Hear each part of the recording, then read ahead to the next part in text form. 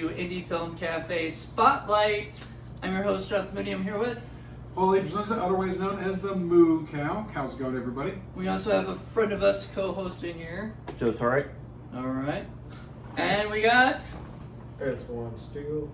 Antwoine Steele. Todd Sheets. Todd Sheets. Yay! Todd Sheets. Well, you know. One of the greats. It is awesome having you guys. We are here at Gross Fest, and so they took the time out of their busy schedule to chat with us, and we really appreciate that. And you were running one of your movies tonight, right? Yeah, we showed Wolf Moon Rising. Nice. Dude, oh man, I wish I could have saw that. Yeah, that would've been Unfortunately, great. it's been crazy. So, Yeah. how did that go? Went pretty well. Everyone seemed to, I'll hear more about it tomorrow. You'll hear people talk about Right. their thoughts. As I recall, in a previous interview, you've talked about how you really always enjoyed Wolfman movies. Werewolves are where it's at. You know what I mean? I mean, everyone has a favorite monster. Some people love like a certain kind of aliens or whatever. For me, werewolves have always been my favorite. Some people love vampires or zombies or mummies or whatever. But werewolves have, it's weird because I've made 7,000 zombie movies, but werewolves Right. are what it's all about for me. So, and they're just my favorite. So I always want to do it right. Whenever I do a werewolf movie, I'm going to make sure that the werewolves are put in a good light. So it's done in the right way. Nice. Moonlight. There you go. We ended up doing Bone Hill Road, which we very much liked, and to me, it seemed like that marked a real change in style, and it just seemed like the quality of everything just really went up.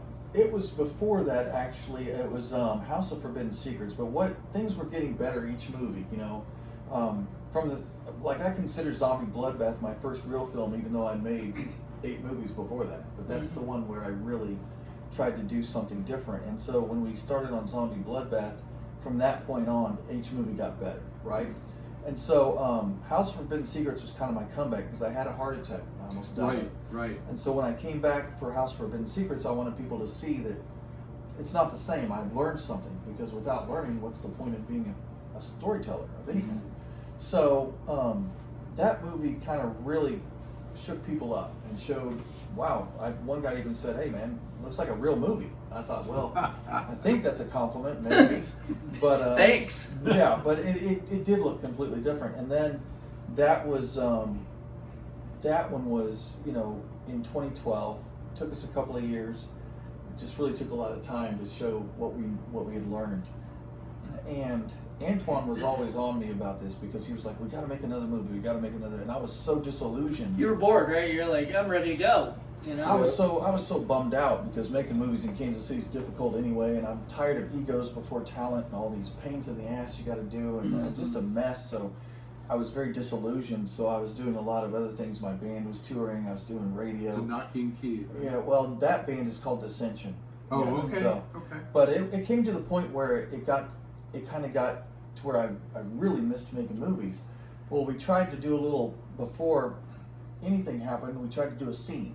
Got some new equipment, everything was getting better, lighting was getting better.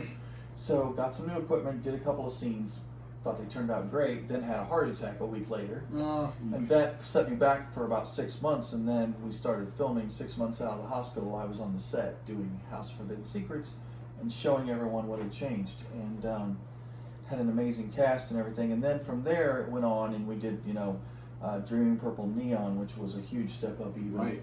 Then after that we did Bone Hill Road. But the thing is, if you'll notice, I was very conscious that every movie I did, you mentioned the style of Bone Hill Road, but that's because every movie we did, we wanted to, there's certain things that are me. I have a certain flavor as a filmmaker. I think everyone who's a storyteller does, but we wanted to change the style of each movie. So the style of Bone Hill Road was kind of gritty. We on purpose got a camera that was a good low light camera but still had noise, and we tried to do as many handheld. Almost the entire movie was done handheld.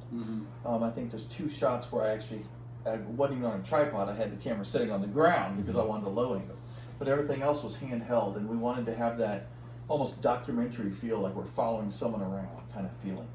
And that's why I think Bone Hill Road kind of took and also it was weird because there were so many twists in that story you didn't see coming.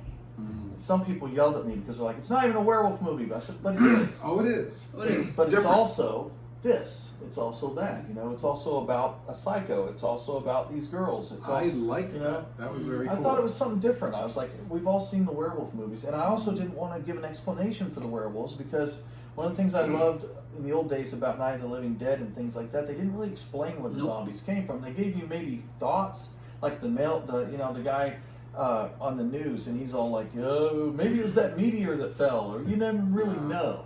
You don't know. And the werewolves, I didn't want them to be the villains. They weren't monsters. They just lived there. This was their hunting ground. Wolves being wolves. And these poor females got trapped in there, and all the while there was someone who really was the villain of the movie. Mm-hmm. And there's parts in the movie where you cheer for the werewolves, even like toward the end, whenever the girls throw him out the door, and then all of a sudden this werewolf comes from nowhere and just like tackles his ass down. Right. That feels so. Spoiler alert. That feels so. It just feels you cheer for the werewolves because this guy was such a piece of junk. Right. And I really wanted to show the brutality. Some people have said it's torture porn, and I'm like, it's. No. First of all, that's not even really a phrase. Some idiot somewhere coined this term, and it stuck. But there is no such thing. Porn is porn, and if by that way of thinking, Texas Chainsaw is the ultimate torture porn movie, which we know it isn't. Which it isn't, because it's really not that much. It's not but at all. when she's sitting in that chair and she's screaming, and you've got to make them stop, and these guys are picking on her and poking at her, and that's more intense than anything you've seen in Saw. That puts you on edge when they're just torturing the shit out of Marilyn Burns. Yeah. And so they're hitting her with the broomstick and all that. So I feel like, that phrase to me, it's almost a catch-all for when people feel uncomfortable. Because I think in Bone Hill Road, what we had Douglas Epps, the actor, do. I love Douglas, by the way. He's great, and he that was really his first real role for me, and we worked hard on it, and he just really, and if you've seen him in Final Caller, that's his pièce de résistance, man. Final Caller is Douglas at his most Douglas, you know what I mean? I let him go completely unhinged for an hour and a half, and we worked so hard, and it turned out so good. But in Bone Hill Road, that movie, I think, really took it to a level of, and it was uncomfortable. You did feel, especially when the young girls getting messed with and everything. So. Well, and it's especially because it seemed, as we've mentioned, that the complexity of the story has changed. There's a lot more going on, and then it's also got to be a very different thing to go from where you were previously doing, as you were saying, zombies and that sort of thing, and the gore and makeup for that sort of thing, into the very, very realistic looking werewolf costumes. That's the thing that really sold it for me. I don't know where you guys got those costumes. They were fabulous. I got a buddy named Kyle who is a genius with creating creatures, and he basically created those monsters for me. They were fabulous. He is, and then a couple of the heads came from GDS Effects in London, and he had worked on like a lot of big movies. I believe even American Werewolf in London, if I'm right. Wow. But so we wanted a werewolf that was a combination of my two favorites, which is The Howling and American Werewolf. So we wanted to kind of combine those looks. And then we wanted the female werewolves to look different, and we really took that to a new level in Wolf Moon Rising, because people look different. See that, yeah. Humans look different. Why would all the werewolves look exactly the same? Absolutely. This guy looks like this guy looks like that. I see deer that look different. Right. Like why would yeah. So that was my whole key, is to give them personalities of their own.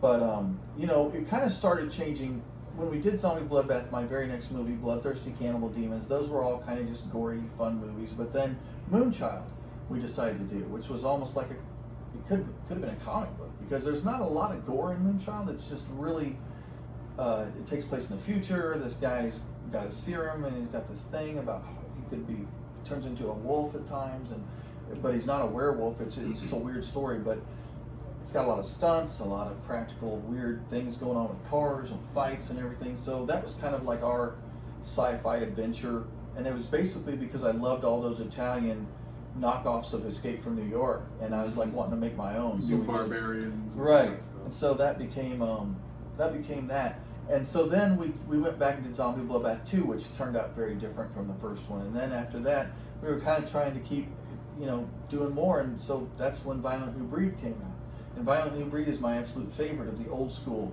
And you talk about a complicated story. That one, it was almost a 2 hour, not quite 2 hours, but an hour 45 minutes. Because that one had Rudy Ray Moore, first of all. There you go. He's my buddy. If you can have Dolomite in your movie, yes is the word. Yeah, you do it. You're not going to say no. But that whole movie had so many layers and twists. And one of the things I read in the book was never kill your lead character. So I killed him halfway through the movie just to say I did it. Nice. And I could carry it off. And that was what Psycho, right? Psycho had that thing where you thought, with Janet Leigh was spoiler alert if you haven't seen Psycho. I mean, it's been a little bit of time, so if you haven't, that's not our fault. There's a Psycho. And there's a Psycho, and then then it's the sister who takes over or whatever. And I think that's interesting. It can work, stuff and I think we did it in a way that really worked. That too. I think in Violent New Breed, the main character, his partner comes in and picks right up along, but instead of one character, it suddenly becomes three, because the daughter and her friend that she's just met and all these people. But it takes it to a whole new thing, because basically the Violent New Breed is like these demons are mating with women and they're creating these offspring that are this new breed of thing. Mm-hmm. And then the Antichrist is born. And the Antichrist, when she was born, comes out of a woman. She's a fully grown 9-year-old or 8-year-old girl that tears out of this woman. As you do. And it happens. And I made it a girl because, it's supposed to be the Antichrist. And then I thought it was funny because she went on to star in the Barney movie, which I feel like was more of the Antichrist than mine. So the purple Antichrist. Yeah, you were priming her for that. I was, but I don't think she put it on her resume. She probably left off Antichrist child that tried to kill people. So how did it feel to go from some of those earlier movies where you've got like a smaller group and the people that you've been with, and it's got to be a much smaller budget, to such a leap in budget and responsibility and just stuff that you got to juggle?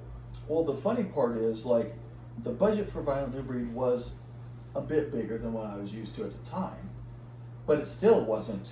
I mean, it was still a 3-figure budget that you couldn't buy a used car with. It was a really cheap comparatively, but I was very thankful for the budget I got.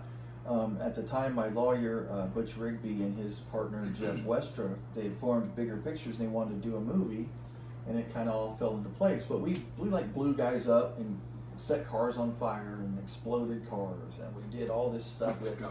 We had like 3 different effects houses making monsters. Like we had this one monster with spider legs, and then a weird looking vagina thing in the middle with this weird tentacle that came out and sprayed goo on people. As you do. And it happens.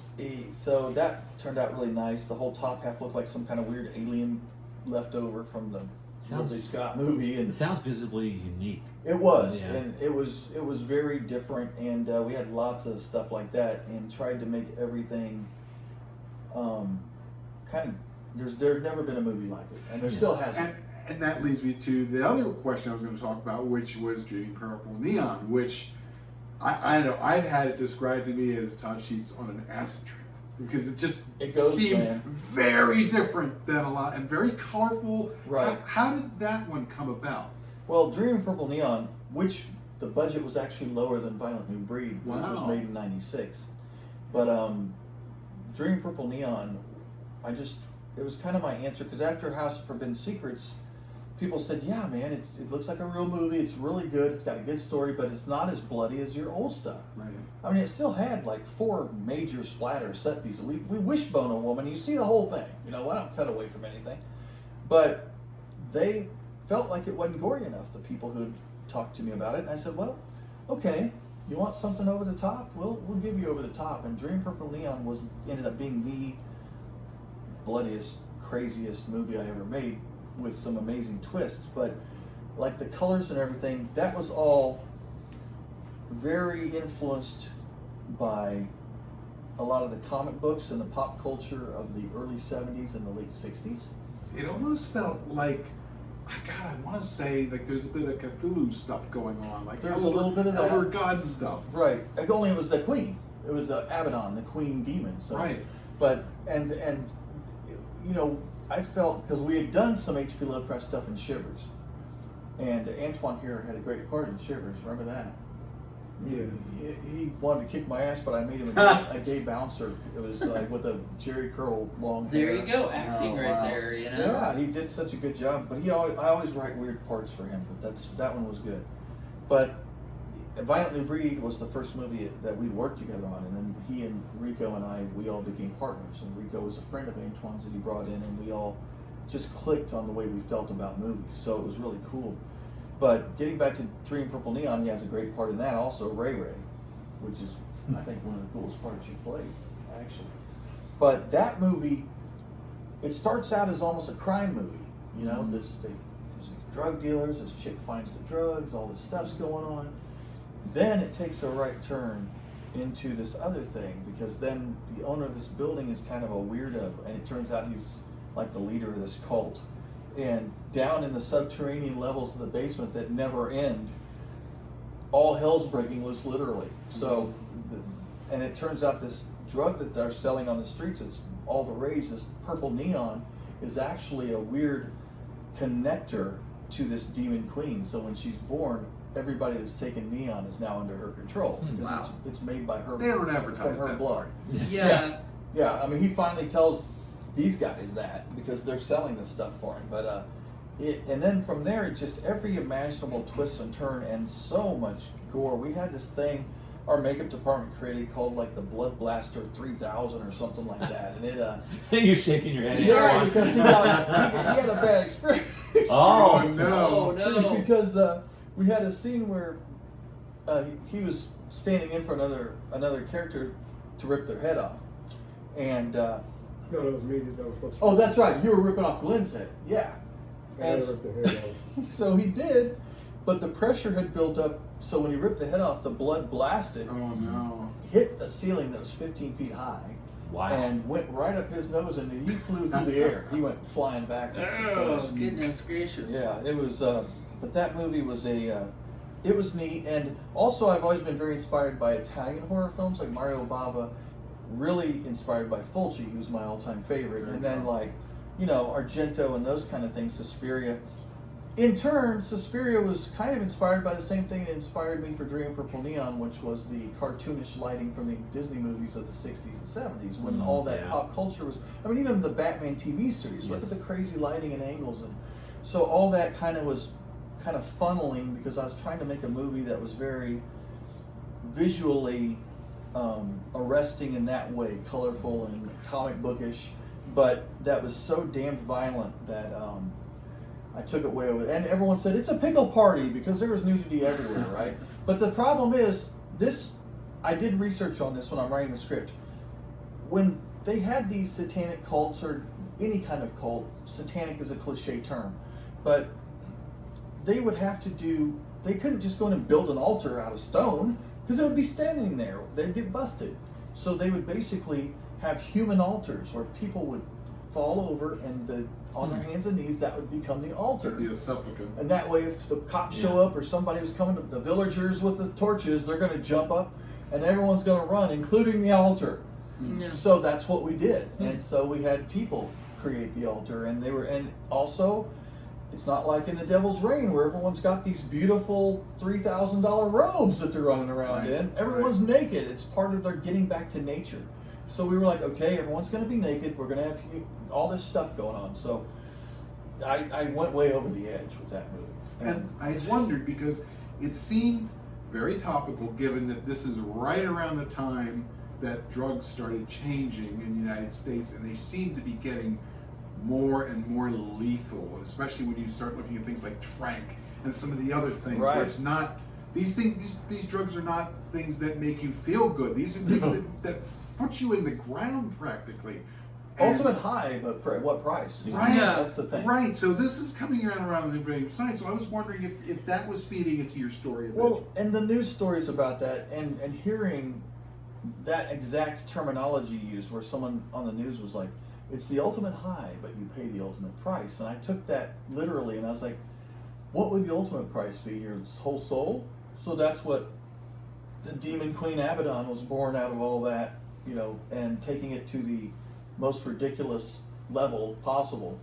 And but yeah, inspired very much by some pretty crazy things going on in the world at that time, but For sure. taking it to a whole new place. No, that's great. So I just want to say real quick before I forget, Paul and I, actually, when we met, you were like one of the first people that like came up in our conversation. Oh yeah. Wow. So when we met at a friend's premiere, and she had us like sit next to each other, and so we were sitting next to each other, and we were like, "Are you a B-movie fan?" And he's like, "Oh yeah, right." We're like, kind of basically trying to one up each other or whatever, and he goes, Chris Seaver, "Do you know who Chris Seaver is? Do you know who Todd Sheets is?" And or whatever. We both knew, and I was like, I didn't know anybody else in Williamsburg or in surrounding areas that knew who you were.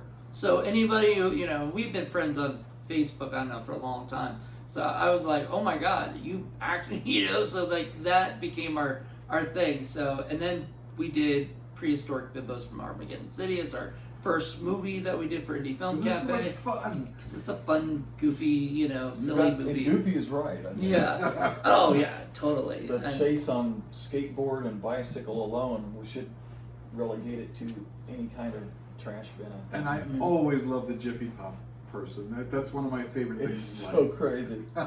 See, I'm newer to the independent like horror films and stuff like that, and they've been bringing me along. I mean, I've movie knowledge beyond like on mainstream type of stuff. So getting into some of these films and hearing how you guys are talking about it shows that I looking at your movies and stuff like that, and I was sort of drawn to the Forbidden One, but I didn't say it right away, and I sort of asked him for his recommendation, and he sort of talked about it. So it's kind of interesting that you guys say that you are on the same wavelength, because most of your discussion has gone to that film and film forward from there, and that's what he spoke to. So I was just wondering, from your perspective, how do you feel about where you've come and stuff like that, and how your part is in all this? How do I feel? I know there's a lot there, but It's- just how are It's you? been a journey. Yeah. It's been a fun journey. 30-something years working Yeah. together on these films and everything, and you watch the growth of each film we made, Uh-huh. from when I started in Violent New Breed to all the way up to Wolfman Rising. Mm-hmm. So as I grow, and then also doing the different characters, which I do enjoy doing. So he can give me a different character in the film, I just create it. Just don't want to get shot 15 feet into the air. No. At least I'm not up your nose. Well, I mean, right? in all reality, I mean, when we did Whispers in the Gloom, he and Rico were doing a stunt on the back of a truck doing about 45, 50 miles an hour under a Wow. bridge Mhm. and fighting on the back of this truck. And then he jumps off of the truck, lands on Rico's back, grabs his leg, gets drugged down the street. Nice. We did a rappelling in a 7-foot story building elevator shaft. Which I is fell cool. through the floor, and these guys were doing the rappelling with no harness. Mhm. We later found harnesses. Oh, great. Well, he- like after. Using a rope and just gloves, the things that he's done in these movies, and then I'm like, hey, I want you to run up this tree and do a backflip. He's like, are you out of your... Oh, Mm. okay. And then out a couple hours later, you're probably doing it, huh? No, well, it wasn't a backflip. I actually ran up the Yeah. tree because he was trying to help me. Okay. You got two tall people, and one of them trying to do a backflip over another tall person. Yeah, that wasn't working. Well, he did a spin thing that was So, pretty yeah, I cool. ran up Yeah. the tree, and then I actually just spent in midair. So I guess there's two questions. One, was it successful? And two, Yeah. did you get the shot that you wanted? Yeah, I mean, that's the thing with us. We do whatever we have to do to get the shot. And, and now we're just as nuts as we were then, even though we're getting older. And we're all feeling the aches and pains afterwards. It's like, all right, I'm hanging in the elevator shaft by 1 foot getting this shot, and he's climbing it sideways. But we still do it because there's a difference when you watch a movie put out by Extreme Entertainment compared to when you put out, and this is not a slight on anybody, everyone is where they are as storytellers and filmmakers. Absolutely. But with us, especially back in the day, what got my foot in the door was the VHS boom was happening everywhere. But you were in competition because there were so many on the shelves. Mhm. Your movie had to do something different for that buyer to say, wow, the artwork looks great and it's weird, and look at this trailer and there's some weird stuff going on, and these guys did all this I mean, geez, what were they doing? You know, these car chases and everything on $1.98. That got us in the door because we were competing with the major studios. We were competing with the B movie guys because we were micro budget. We had no money. I mean, we were competing with PM Entertainment movies like Don the Dragon And you Wilson. were getting them into the mom and pop places that I was going to in Delaware. So that's why it was always amazing, because I'm like, these guys are out in Kansas City. How are we getting their stuff? Well, look at it this way. It culminated to the fact that here's Zombie Bloodbath. We made all these movies up till Zombie Bloodbath. And Zombie Bloodbath in 1993 did 35,000 initial units in VHS. And then by the time the run was done, it was over 50,000 worldwide VHSs. That's insane for a micro budget movie to push. Number one, the title's great. Oh, yeah. And number two, it delivered the groceries. If you wanted to see zombies eating people and blood and gore everywhere, Zombie Bloodbath was like a party movie. It had it all. It's disjointed and it's flawed, but that's because we were filming it in the worst flood that the Midwest had seen, and we would go to a location that was completely underwater. Matter of fact, this bed is higher than that was. Like the very roof might be hanging out of the water.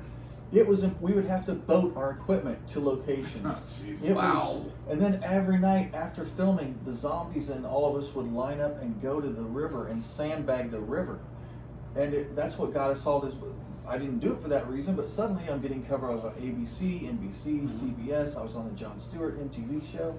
I was on CNN, Fox. All these places were coming out filming these damn zombies sandbagging rivers because it was excavating our graveyards. We had coffins shooting down the road and all this stuff. It was a horrible thing for the Midwest, and that affected my movie because I had to chop whole scenes out because I was already contractually obligated to show it in theaters in October. So I had to be done by then, and it was August. It had been raining all for months. Like it was like, where's Noah? I need the Ark. I'm gonna make a Noah's Ark zombie movie. Anything. But I would watch that. I so would watch your that. eyes lit up to that. Yes. Well, that's Save how the I felt zombies. because we were literally, am I ever going to be able to finish this movie? And finally, Noah's zombies, Yeah, Yeah, that would be great. It was a chore, but again, we went the extra mile to do it, and I think that's true. Instead of having two people sitting at a table talking, and then some guy comes in and stabs a guy and throws some ketchup on the floor, which a lot of micro budget guys were doing at that time. We had dudes dragging each other behind cars, tearing the shit out of their clothes.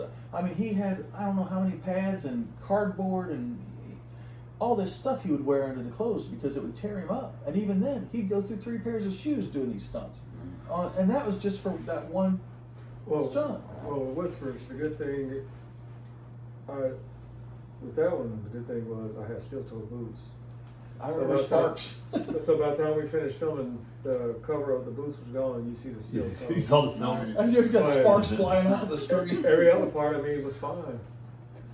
Yeah. Boots were good. But that's because you and Rico, they took the time to prepare for it, and they would do dry runs, and it may take us a whole afternoon to shoot that, but we did it, and it was that was the difference. And if we had to have two guys talking, we did it while they were doing. Because Roger Corman's first thing was, if you got two guys having a conversation, you have to have them moving around, like they have to be blowing up a building or something during the middle of this conversation.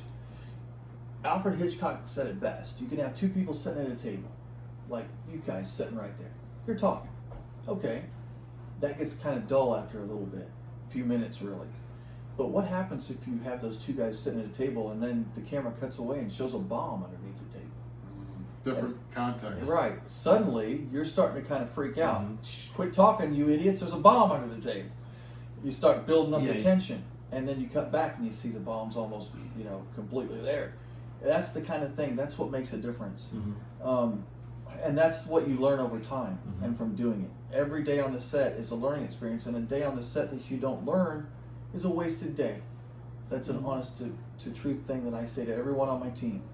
If there's a day on this set that we don't learn something new, that's a bad day. So we never have that happen. We work hard to learn something new because none of us know what the hell we're doing at the end of the day. And Spielberg says that himself. He says, look, man, I've won these awards, sure, but I don't know what I'm doing. I'm learning something new, how to tell a better story. It also seems that when you started to have your comeback, again, that was at a time when the technology was changing.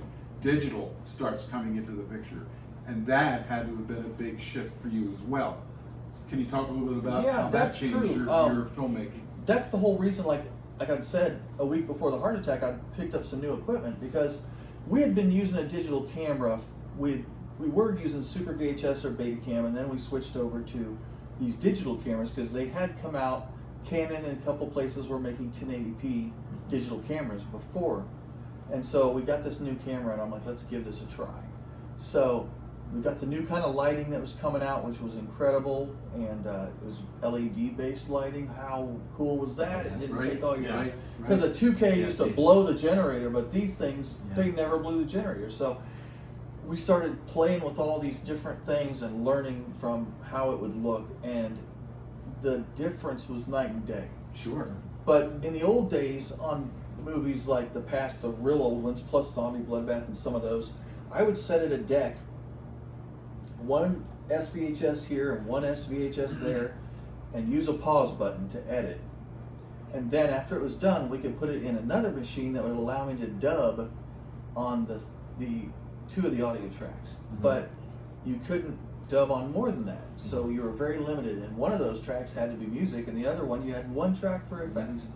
So suddenly all that is gone and this whole world is opened and we're able to do things that we only dreamed of. You can edit as you go. It's really crazy because we literally, I'll never forget it, I had to train myself so hard just to be able to hit the pause button perfectly so that the edits wouldn't ruin, and sometimes you'd have to rewind and do it again, but we had a flying erase head, they called it, which would allow you to do this editing without making it look stupid and have the rainbows all over your videos, you know, the old VHS days. But that's how I used to edit, was sitting there between two decks.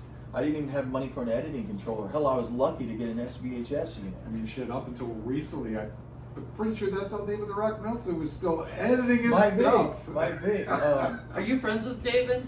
I've known David. We get along pretty well. Yeah, he's a nice guy. He loves us. He's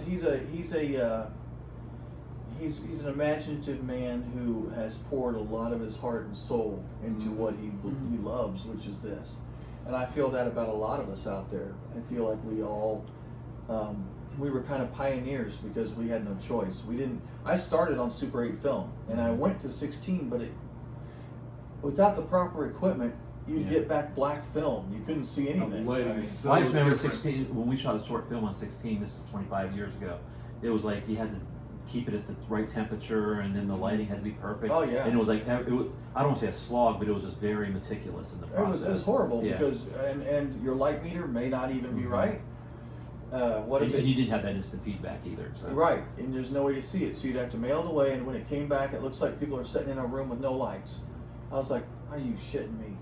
So, and Super 8 was incredibly hard to light too, and suddenly I have this ability to look at what I'm shooting, and I wanted it to look the best it could, but let's be honest, on those early ones, it wasn't even Super VHS, just regular VHS. And I would edit between the camera, which was a camcorder, and a VHS deck.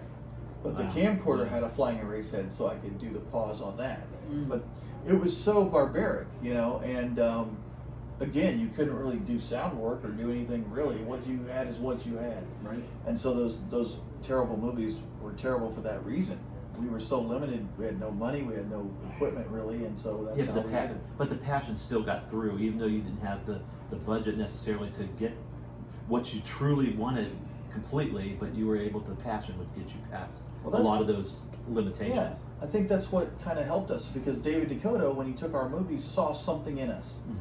Thank God, because I don't know what it was. I still look back on those movies and go, "What? Thank God he saw something." There was a spark, though. He said. He said, "There's." You at least light things so I can see them, and your effects are good. If David was never like a super gore hound, but he was like, hey, you know, you do a good job on that stuff.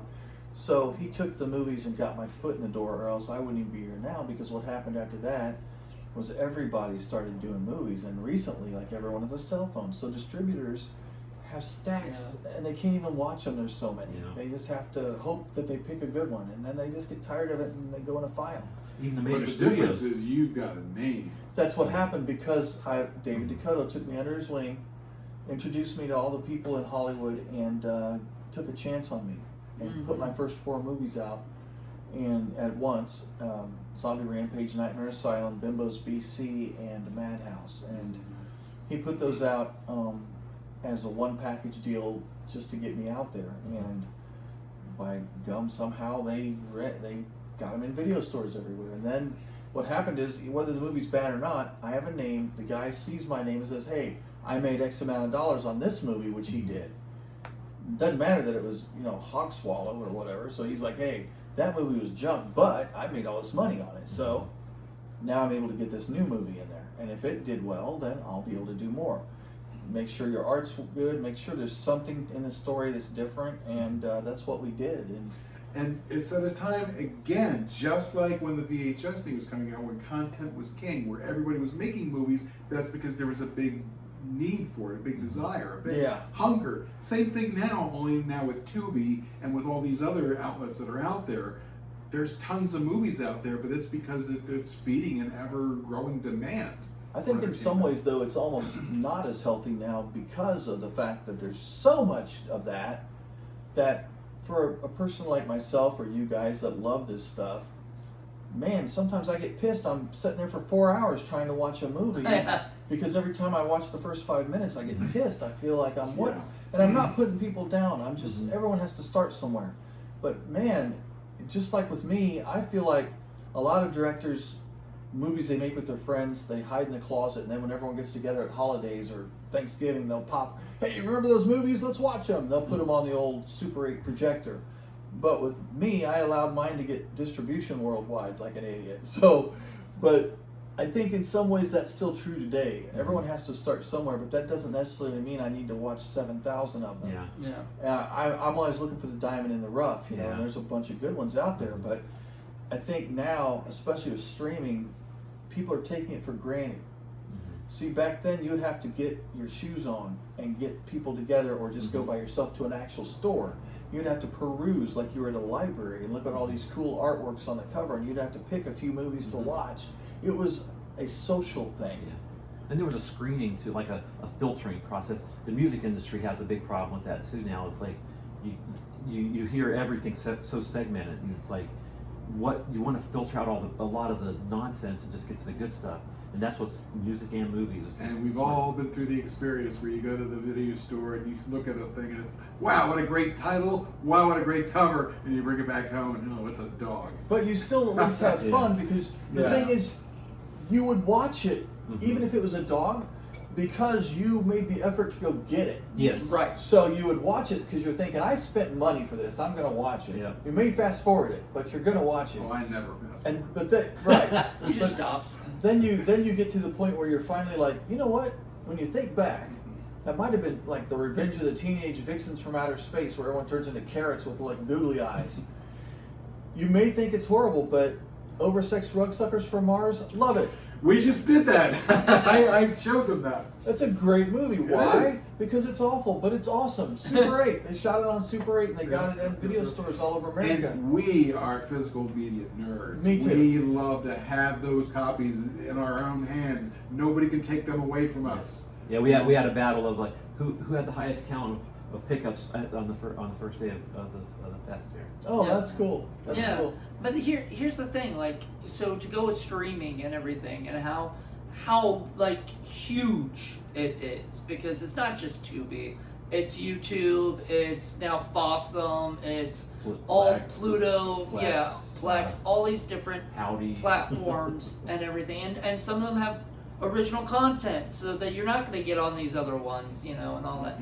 How do you as a filmmaker choose to stand out? Like, I mean, you have a thing, right? You have a thing you do, but like, how do you, like, what would you tell people who are just trying to make a movie, that how do you stand out from everybody else? Make something and don't put it on streaming. Don't put it on streaming? Because streaming has become the nightlight of this generation. And what I mean by that is, when we were kids, you go to bed at night, kick on the AM or FM radio, there's your glow, that's your night light, you get a little noise. It's background noise. That's people turn on streaming shit while they're doing everything else in their house. They're not even watching, they're hearing. It's become a comforting noise. If they do watch it, there's no care because, first of all, there's 7,000 movies they're getting for X amount of dollars a day. Now, or a month. And when we did this in video stores, like I said, you watched it because you had effort. Now, it's just there. There's 9 million things. They turn on and there it is. It's like, how many channels is there now on all of these Rokus and everything else? But it's like boom and boom. It's not the same. The special edge has been taken out. It's just homogenized stuff in the background no matter what it is.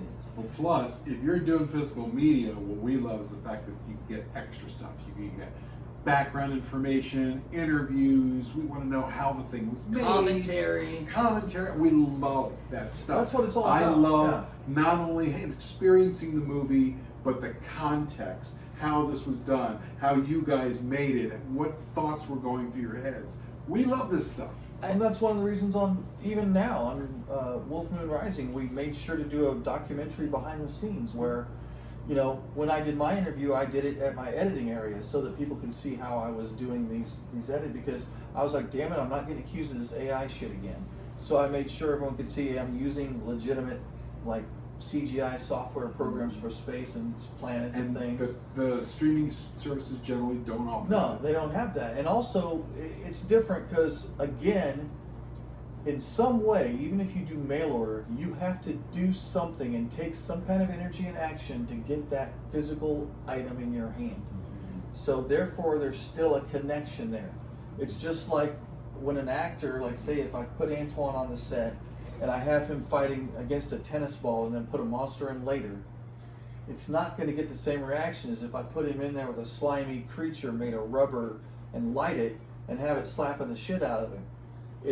He would get a lot less slimy probably the other way, but it wouldn't give the same reaction. And it also wouldn't give the same reaction for the viewer, because no matter how good it is, it just doesn't beat reality. Right. So when he's on the set and he's doing that, there's a real tangible thing. It's a physical thing, and it happens to all of us in everything we do. I mean, we don't have like AI baseball players now, not yet anyway, thank God. I hope not. But my point is, people are still playing sports because they have to be there physically. They have to touch the ball physically.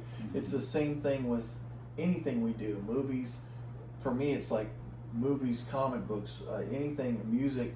I want to have something tangible. And there's a big backlash against AI right now. Thank God. I think Hollywood is getting the temperature of people out there. I think nobody wants AI generated anything really, but definitely not movies. Well, there's a catch to that too.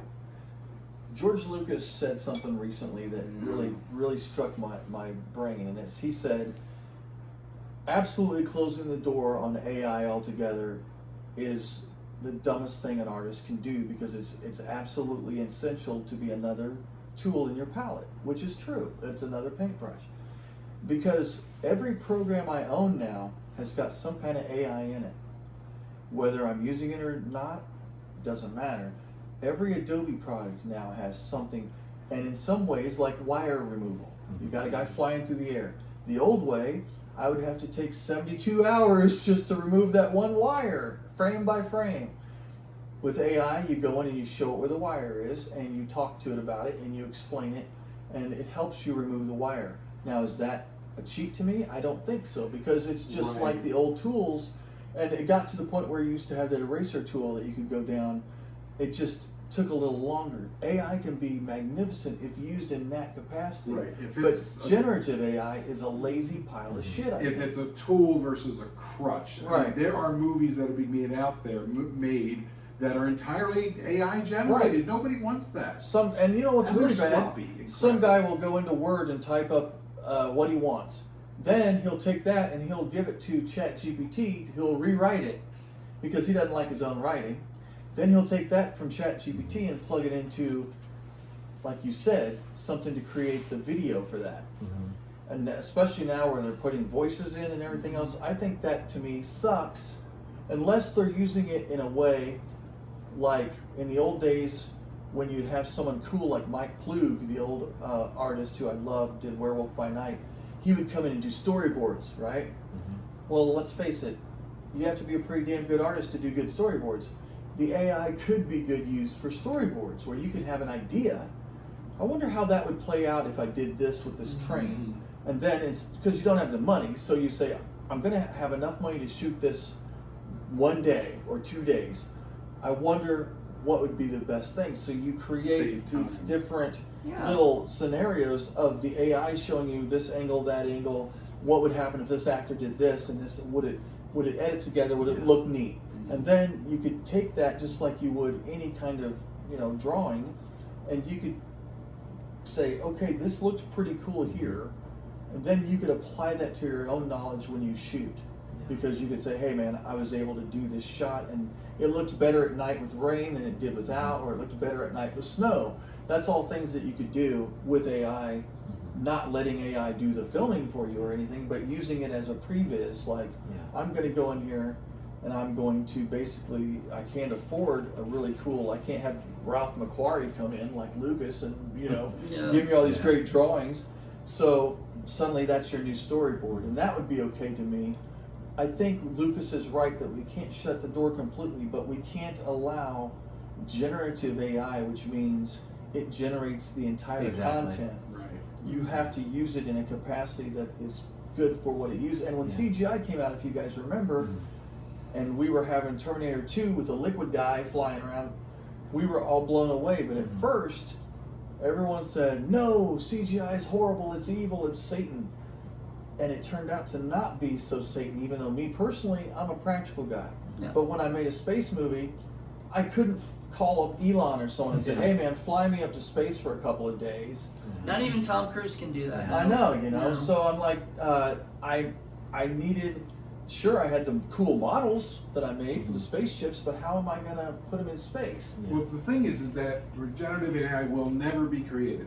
Right. All that's doing is building something that takes bits and pieces from things that have already been done, so it always looks like something you've already seen. Right. One of the things I've always talked about with independent films is whether it succeeds or whether it has failed, the fact that it is something different, unique, and new, and has come from an individual makes that so much better than just an AI nonsense. That's just a compilation of other people's work. Well, what you were saying, how you were describing everything I was hearing you were saying as a creator, you were inputting your creative vision into AI. You weren't saying AI, block it this way, with it this way. You were telling it, it was not deciding to do it for it. It was doing from what you, as a human because you were creator, basically using it like, and even if you did a pencil sketch of stick figures and then put it into the AI and had it turn that into actual tangible people, that's different. And I still wouldn't use it in a finished movie, but I would definitely use it as maybe, I don't know what this would look like because I don't have the money. You're spitballing, but the creativity is still coming from you as the filmmaker, right? Versus it's not coming from the AI, system, right? Exactly, and that's the key difference, exactly. But it's still so different than say back in the late '80s, where you're there with a camcorder and you're like, I wonder what this would look like. And when we shoot it now, we got to rewind and see what it looks like. Oh my goodness! In some ways, though, I'd like to go back there sometimes, just because I want to go back to those movies with what I know now and slap myself around a little all those bit. lessons learned from every day. Right. There's a lot of practical effects that you guys had to make your own. We did, and I would rather do that any day. Even if it's just Play-Doh, and I turn it into a monster and do stop motion, I'd rather do that than let some program do it for me. So. Well, we are almost out of time here, but I know Paul is dying to ask a couple questions about your films that he's been trying to get. So there are 3 in particular that I have been searching for, and I hopefully this is okay. You're trying to get a path to where to get them. Yes, or at least a hint. So Biker Babes from Beyond the Grave is one. Okay. I've never seen that one. It's because it's setting on a shelf in, I think there's like 11 reels. We did like 11 reels, I think, on that. And I did a rough cut, but I never finished it. But the good news is, it is being edited for Blu-ray release. Yes. Visual Okay. Vintage. Woohoo! That's great news. Yeah. And, So and that I just made changed the Paul's name day. though, because Oh. here's why. I had producers that said we're gonna make a movie, and they pulled me in to do it, called Biker Babes, and there's no bikes. They didn't give me any bikes. I'm like, they could have been skateboard chicks from Beyond the Grave. So I said, I want to call it Zombie Chicks from Beyond the Grave, or something to that, something that makes more sense than Biker Babes, because then it's like, there's no bikes in this movie. I hate when they do that in movies. It's I do too. It's like if you have 3 different things going on in the title, I want 3 different things going on in the film for that to reflect that title. I told the guys that produced it, listen, even Werewolves on Wheels had wheels. Yeah. Famously, we showed him Geek Maggot Bingo, which had no geeks, no maggot, no bingo in it. I was like, what are we watching here? It was cool because the title was ridiculous and Uncle Bob was in it. So There you go. it was There you good. go. So that's one. Second one, Sorority Babes and the Dance-a-thon of Death. What about that one? Well, that one almost came with me. Wow. I have that sitting Uh-oh. on a shelf right now. I just dug it out of the basement Nice. in my storage. That was a pseudo kind of sequel in the same universe, but not. And I don't like it at all because it just didn't turn out good. You know what I mean? I had a cameraman. I wasn't doing my own camera work, and the cameraman just didn't know how to. He was really good at news and stuff, but he didn't know how to shoot a movie. Super nice guy, but it looks terrible. The camera's never in the right place. I just don't like that movie. I think it had potential, but Dave Dakota himself okayed the script and everything, but that was kind of a fallout from a movie we were going to do called Dancing Fool, written by Ken Hall. It was going to star J.J. Walker and Henry Winkler and all these people. We were going to shoot this, and a lot of bad things happened, and it ended up not getting shot, so Dave just basically cut me a little bit of money to do this Sorority Babes thing and took off. And I was sad because I certainly didn't have my heart in it because I was all geared up to do this other movie. But Sorority Babes, the people loved working with all the people, has a good cast. It's just, it didn't turn out good. But I if you really want it for your collection, I can make that happen. Heck yeah, absolutely. Yeah, he'll hit you up. Yes. And then the last one, the one Bimbos movie I haven't seen, the Bimbos in Time. Wow, that's weird. You saw it sitting right there when we were packing. Oh, did you bring it? No. Oh. I found 2. When I was at the Mahoning Drive-In 2 weeks ago, I took one there.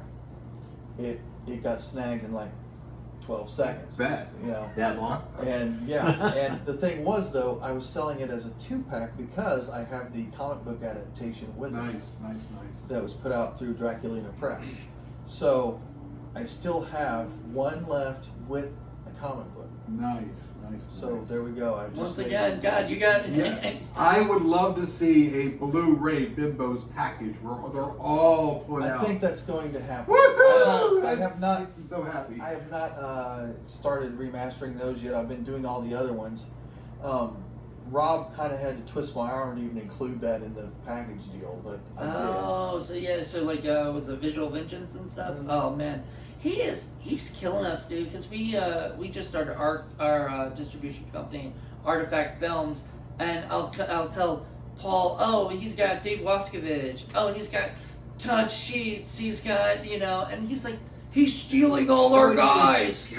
The thing is, though, he's just like you. I know. The thing I love about Rob, I met him years ago as a fan at Cinema Wasteland. He came to my table, and he was getting movies from me. And then we hit it off, and he started putting out movies of his own way back in the day. And then we became like brothers, and we're like family. I love the man.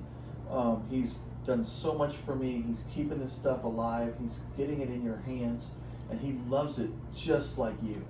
So imagine you guys as fans saying, "Oh, wouldn't it be great if he does that every day?" Yeah. Nice. I think I met him at Texas Frightmare Weekend at the Wild Eye releasing table and everything, and he was just like, "Do you want this? Do you want this for free?" Because he knew I was doing reviews and stuff. So he's like, "Do you want this? Do you want this?" And I was like, dude, I'm going home to Virginia. Like, I don't have any place to put this. And he was like, here you go. That's why you bring an extra empty That's suitcase. right. That's what You he do would like I do. I go to do. LA. You go down to Chinatown and buy or extra. half the suitcase is left empty, Right. so you're going to fill it, take it back. Yeah. So last question from me, what's next? I was going to ask the same question. I was like, do you have the same? You have Yeah. like the next couple films in mind, or? Well, we've got some things on the burner. You know, I did a TV series with Fred and Ray called TNT Yep. Jackson. Mhm. Fred has reached out for me to maybe do another project with him, a Cool. sci-fi thing, some horror in it too. And then I've got 3 scripts I'm working on with Rob. I'm working on them to do with Rob. He's not working on the scripts, but he produced Wolf Moon Rising, executive produced it. Oh, wow. We did that for, Wild Eye, and so he wants to do another one, and this one's kind of a Humanoids from the Deep kind of feel, because Nice. Little Slithus is one of my favorite movies, Slithus, because he really wants me to make a shark movie, but I'm like, I'm in Kansas City, we have no shark. So I came up with this really cool idea about these explorers, and they find this area that's underground, and it's got an underground water which did house sharks, but there was an issue with the chemical plant going into my love of things like trauma, and it turned these sharks into shark creatures, so they're humanoid sharks. And so I kind of want to do that because it's, again, a different style. Right. Think something like The Descent, very claustrophobic, very intense.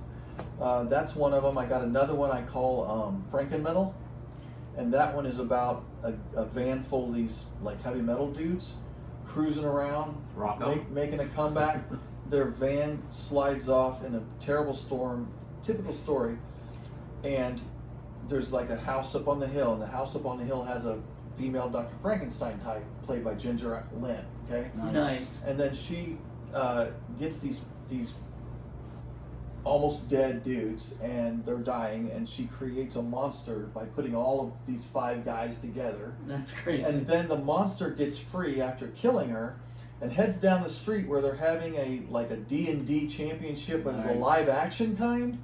Like LARPing, or? Yes, so these people have got like costumes and swords, and they're locked in a building from dusk till dawn, and they're gonna play it out, a whole tournament. And this Frankenstein dude breaks in, and it's up to the nerds to fight the monster. Nice. That's awesome. this So is- that's- Nerds versus monsters, we love it. So that was kind of and I was thinking how cool it would be, because we could kind of get I played D&D as a kid, and a lot of people I know, we could get a lot of those kind of jokes in there, and also have throwbacks to my favorite Frankenstein movies growing Oh, up. this That's is awesome. Nice. So maybe the next 3 to 5 years you might see that. And then my third one is Ballad of Marshall Stack, which comes from a song by the band Raven, a new wave of British heavy metal band.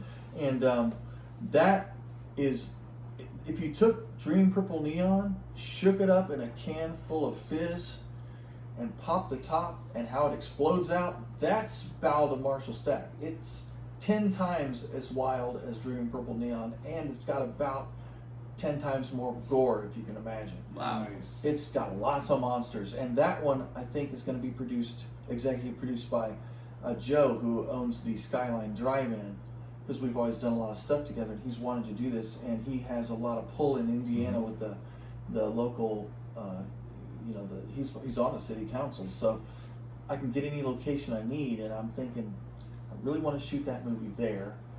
And then, as a fourth thing, I'd like to say right now, as a matter of fact, in just a week, I'm going to be heading down to meet with Raven, because I'm doing a documentary about them. Oh, Oh, cool. cool. That's Sweet. great. I And love, all I their love influence. the metal. I'm all about Oh, Raven. yes. Raven and Maiden's, are right up there, my Yeah. all-time favorite, and then Raven is right there too. And growing up, I listened to them religiously, but also because they inspired so many bands like Metallica. Metallica, their first gig was opening for Raven on a tour. Wow. And so I get to interview all these guys and get their take on what Raven meant to them, Yeah. and Girl School and all these bands. So Yeah. I'm And excited. Maiden, my personal favorite is Queensryche. Yeah. That was my band. I liked the first 2 Queensryches, and then Okay. I was like, I don't know what happened, but they went techno. They went 90, and then it changed. I used to love Unseen Terror. I don't know if you remember them, the English metal. Yeah, back in the day. I'm all about the British wave. Oh, I love I'm- Saxon and all those guys. Oh yeah, there you go. Demon. So you said this is a doc that's going to be coming. It's say that again. Is it like a documentary and something? Yeah, yeah, on Raven. So I'm excited. I just talked to John, as a matter of fact, earlier today. So it's going to be great. Bounce a silly idea. There's a whole metal community for that too. That'll be fun. Yeah. I used to love. I grew up watching all of the rollerblade movies. Donald G. Jackson. Oh yeah. I'm sure you remember seeing Kansas City Bop, Raquel Welch. Yeah. Would that be something you'd be interested in doing, something like that, like a new version? My metal band, Jedi Superstar, it wasn't metal, that's my punkish rock band, Jedi Superstar. We did music for a Kansas City area roller derby. It was crazy because they used to do their shit to our music. And I thought about it at the time. I said, wouldn't it be cool if we had a roller derby and they had to fight zombies? Yeah. That's the way to do Right, it. right. I could see like a gang of Right. roller derby They have girls some with equipment weapons for that, yeah. killing Yeah. zombies. Something like that. In Kansas Some City. kind of monster. Yeah. That would be great. They So- saved the city on their There you go. rollerblades. Except for I wouldn't want them to. I'd want them to let the city get overrun by But then Of you course. lose all that great I barbecue. mean, it already is. We got the meth capital of America over there, I think. Oh, wow. It already is overrun by zombies. Am I wrong, No. Antwoine? So Antwoine, are you all this stuff sound like right up your alley? You ready to go? I've already got a part for him in the shark one about he's an explorer, one of the explorer guys. So it's kind of Nice. like Very cool. a really messed up, if you can imagine a 70s funkified Indiana Jones type. It's gonna happen. Nice. You need a hat. Outstanding. Oh yeah, we're gonna have this huge hat. It's gonna be bad. I mean, I already put him in afro in half the damn movies, so.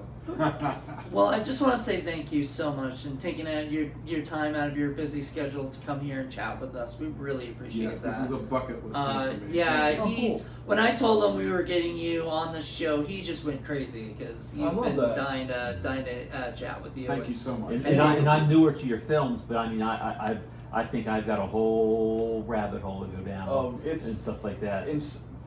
Don't hate me when you're done. But I would like to say something about you guys, because what you guys don't know is how important you are. Without you, there's no us. Because we're out here doing it.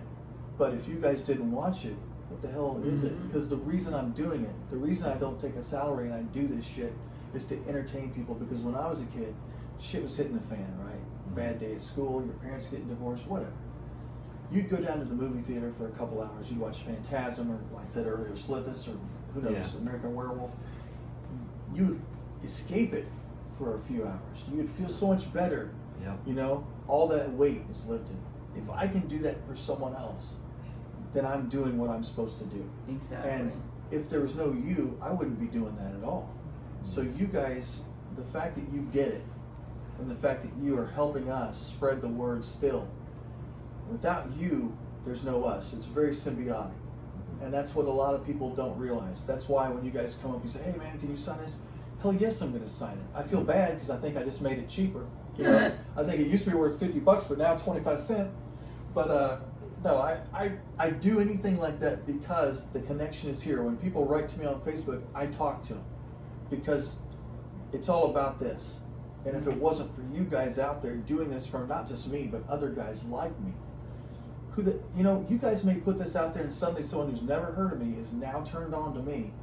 And our enthusiasm about this stuff is now going to make them go, hey, let's give it a shot. And that's kind of the point we try to get across to a lot of the other filmmakers. You know, we may not have everything positively to say about film, but we're very honest about when we talk about our films. But the thing is, if we didn't like a film, we would not mention it at all. It just wouldn't get talked about. The fact is, we want to bring these movies out into the public and make them more known because they've given us so much entertainment. We want to spread that around. And yeah, and with your films and everything like that, and showing everybody what you are doing, you know, we're just happy to have you out here doing it because you're making something that's different from Steven Spielberg or or even David Dakota. Like, you're doing stuff that is different. For better or worse, it's Well, definitely mine. and I'm very excited with the development that you've shown over the years because back in the day it was Todd Sheets everyone knew him as the gore guy and the zombie guy. no, there's a lot more going on, and that's why I love to show people Bone Road, and I want to Bone Hill Road. When you're young, you're like Bart Simpson. You're like, oh, they're gonna shit over this, but as you then something happens as you keep doing this. If you really love filmmaking, if you really understand what it's for, you become a storyteller. Mm-hmm. That's what I am now. And sure, there's still going to be my things, the things I do. I have my own little ways. You got to be you, right? Yeah, you gotta I have treat my own yourself. style, but I want to tell a really cool story. That's my goal, because really, I could throw blood all day. You're going to get bored. If I tell you a really cool story to go along with all that shit, you're going to be like, hey, that was pretty cool. And that's where, as you grow and you learn as a filmmaker, you learn the techniques and things. You know what a director's line is. You know your line of action. You know your 3-point lighting setups. But that's all good. It starts looking better. Everything looks professional like it's supposed to. But nothing matters if the story isn't getting better each time. So for us, we just want to improve every time. He wants to sleep. On camera. How many times does that happen? He's I just couldn't Thank you believe for how putting up with us yapping. you guys so much. you guys are both in sync. The way you were talking about stuff, like I said earlier, I think that he basically was just, it was the same. Well, we're like brothers for Yeah. real, from different moms. I mean, we really are. So That's awesome. And that's just great. It's not It's really so work. much different when you It's- can it's- find people yeah. to do your stuff with. right. I mean, it's work, but it's not work. Right. If you're doing it with It's a people new you love thing. and stuff like Yeah. that. Yeah.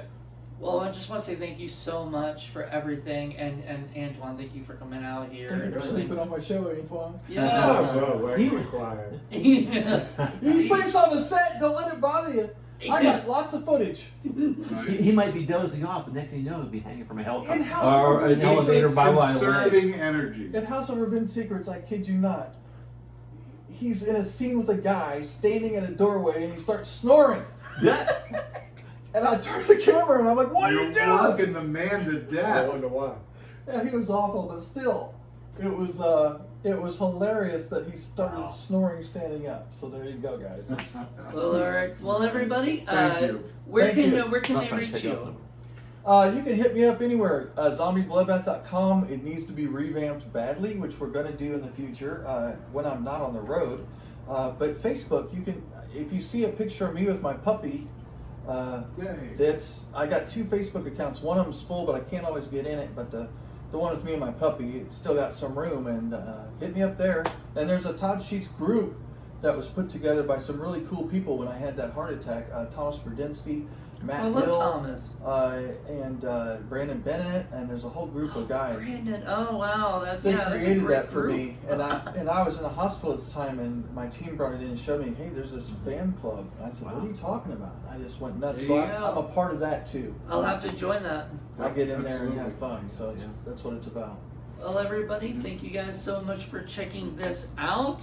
This should be out next week. So Catch See. Wolf Moon Rising. Yay. Yes. Yes. Let's do And it. until then, everybody, have a good one. Bye. Bye.